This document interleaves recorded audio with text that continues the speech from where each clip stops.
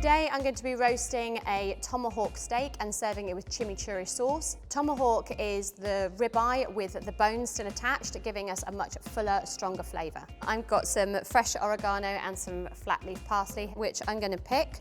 Chimichurri sauce is a fiery, quite punchy sauce, plenty of acidity, works really nicely with the grilled steak, and also the fat content in the meat really balances it out.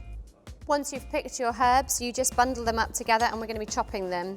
We want them to be fairly fine. I'm just going to add my parsley and oregano to my chopped shallots, which have already been prepared. When it comes to crushing the garlic, hold the knife over the clove and give it a really good squash. Using the edge of the blade, push and scrape that into the chopping board. Add the juice of half a lemon. Then I'm going to be adding 3 tablespoons of rapeseed oil. Instead of rapeseed oil, you could be using vegetable oil or sunflower oil. A couple of teaspoons of red wine vinegar.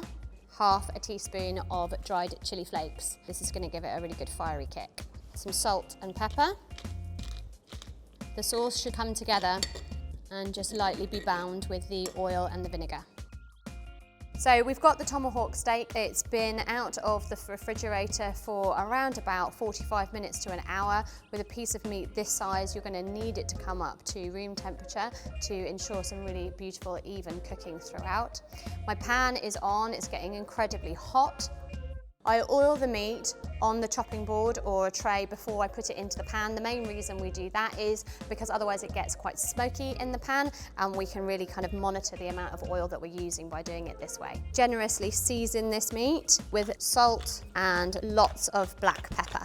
Then it's going to be ready to go into our hot pan. You'll see a lot of smoke, but that's absolutely normal. So I'm now colouring the tomahawk steak. We're going to be doing that for a couple of minutes either side. It's really important to do this correctly. You're going to create a beautiful crust at this point, get some wonderful flavours on the outside of the meat. So if I turn it over and show you what it looks like.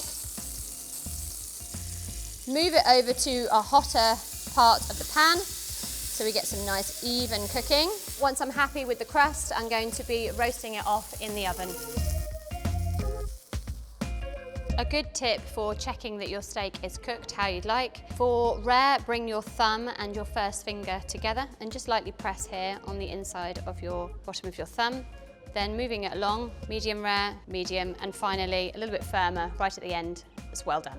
Once the steak is cooked, you're going to remove it from the oven, and then you're going to lift and place that onto either a chopping board or a tray. We're going to rest it and we're going to cover it with some tin foil, shiny side down. It's really important that you rest your meat so it stays nice and juicy and succulent when it comes to carving. For the chimichurri sauce, spoon it generously all over the cut steak.